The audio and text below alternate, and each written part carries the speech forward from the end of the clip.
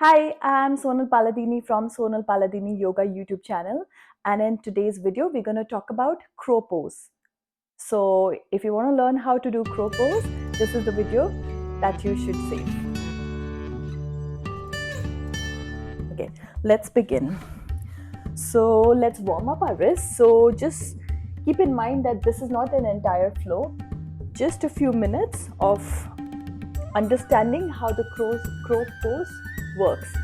So your hands are flat under your shoulders, your knees under your hips. You're going to lean back and forth a few times. Just warm up your fingertips and your hands. Now the thing with crow is that you really need to learn how to use your finger muscles also. So really press your fingertips onto the yoga mat the way I'm doing, and as a result your fingertips should look yellow. So that means you're really utilizing your finger knuckles. Now for most of the people, the grip that works really good is when your knuckles are elevated and you're really pressing the whole palm and your fingertips onto the yoga mat. Now there's a very small percentage of people that has this wrist. But you have to find the wrist that works, and most likely this is the wrist that should work. This is the grip that should work for you. So lean back and forth. You can turn your palm so that your fingers face right and left. Lean side to side. We're going to be really quick with this. Turn your fingers to face your knees. Lean back and forth a few times. I have an entire class on this channel that is just focusing on wrist health. So make sure you watch that also. Now, back onto your hands. One last wrist move that we can do. Flip your palms so that your back of the hands is touching the yoga mat and your palms is facing the sky. Lean side to side. Now, back on your hands and knees. Let's do 5 rounds of cat and cow. Inhale. Exhale. Inhale, expand your chest. Exhale, contract. Inhale, cow pose. Exhale, cat. Inhale, cow. Exhale, cat. Last round. Inhale, make it your deepest cow pose. Exhale, contract. Now, remember this cat pose. Hold this pose. The reason why we are doing cat and cow is because when you're doing crow, your back should feel like cat pose back. So exactly this level of engagement, your belly button really pulling up to your spine, this level of high engagement in your core. So stay here for 5, 4, 3, 2, 1. Sit back, roll your hands. Okay, so let's understand how the crow pose work. So, just to demonstrate, this is crow. You put your hands flat on the yoga mat or the floor. You tuck your knees into your armpits and you lean forward and you bring your toes up. This is crow. And from here, if you straighten your arms, you turn it into crane pose. Alright, let's understand how this pose works. So crow is Kakasana, crane is Bakasana. Okay. So, I see a lot of people that try to do crow like this. They just try to really jump their feet up, try to somehow find a way to balance. But this is not how we're going to learn. How you can try to do crow is that at first it may not be possible for you to tuck your knees onto your elbows. Understand, this takes practice. So at first it really helps when your knees are outside. In fact, this is how most of the people learn how to do crow. This is exactly how I learned how to do crow. So find Malasana. Bring your hands together. Bring your hands onto the yoga mat. Lean forward, lean back. Lean forward, lift your heels, lean back. Lean forward, maybe find some air time. Lean back. lean forward, air time, lean back, lean forward, air time, lean back. So you're going to be using momentum. So this is one way, lean back and forth. If you want to make it easier, you can let your left foot stay on the yoga mat, lean forward and only bring one foot up. So I'm leaning forward, right foot is up. Back, leaning forward, left foot is up. Leaning back, right foot is up. Leaning back, left foot is up. And in this right foot up, left foot up, you're going to find a moment with a lot of practice that one fine day, both your feet will lift up when you're bringing one foot down and the other foot up. So bringing right up, left, right, and in between maybe both of them up, and this is crow pose. Now, another tip I can give you in crow pose is that I see a lot of people, they lean forward while tucking in their chin. And this is not going to work out because you're just going to end up doing a somersault if you lose your balance, if you lean back way too much. So the thing with crow pose is that you have to find a point of balance as you lean forward and as you lean behind.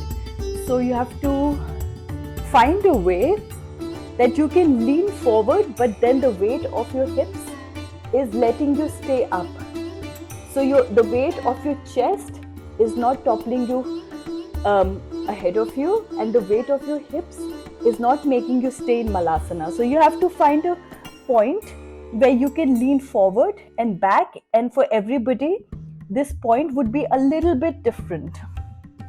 So the tip I can give you is that when you're leaning forward, it may not feel very natural, but try to lean forward with your chin. So I'll demonstrate here. So for example, if I'm coming in crow here, I will not lean forward with my head like this because I can just topple over into a somersault. So try to lean forward with your chin forward. Lean forward with your chin forward. You don't have to lift your feet up, but only if you feel confident, then you lift your feet up.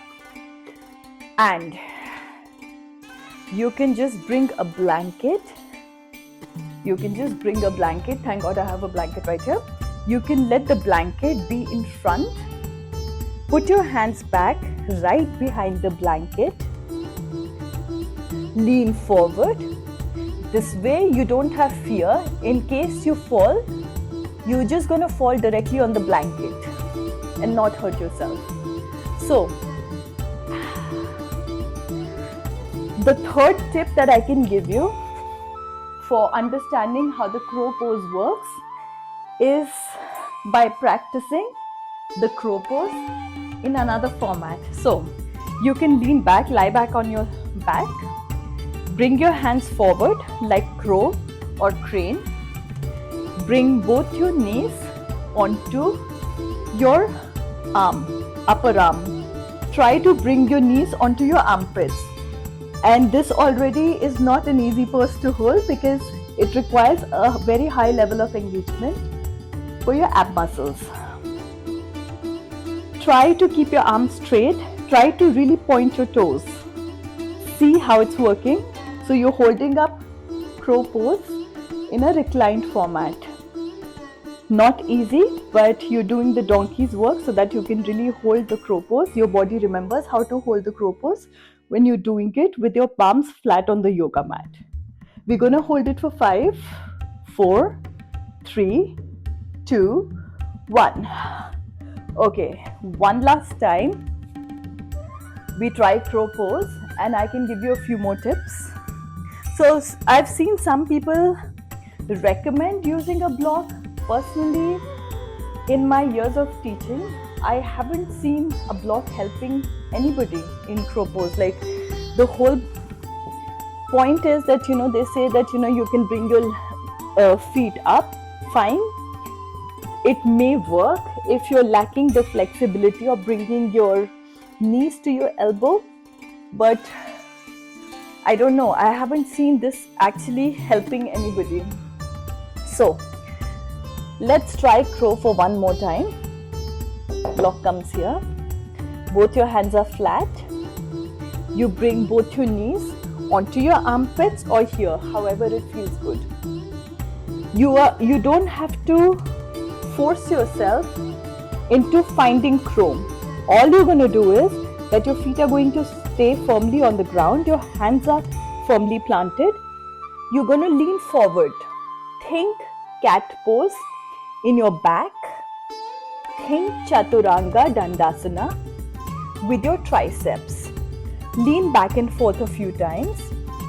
Remember, you're leaning back not with the crown of your head like this, not with your chin tucked, but you lean forward with your chin leaning forward. Try a few more times. This already is hard.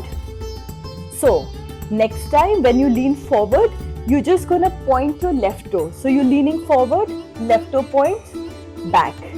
You lean forward, right toe points, lean back.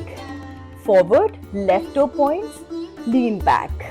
Forward, right toe points, lean back. Last time, forward, left toe points, lean back. Forward, right toe points, lean back. Take a break in Malasana, roll your hands. So, one last time we try, leaning back and forth. So, your palms are planted, your knees are fitting onto your armpits or outside, however it feels good. Lean back and forth, back and forth. Maybe this time when you lean forward, you point your toes immediately. For me, I like to bring my feet together. Sometimes it helps. Stay here for 3, 2, 1. Feet back. Take a little bit break. So, if you didn't quite get that, please don't feel demotivated. Understand that certain things take time. Save this class. Try it every alternate day to build your strength, and maybe one day soon you can find crow pose. Bye.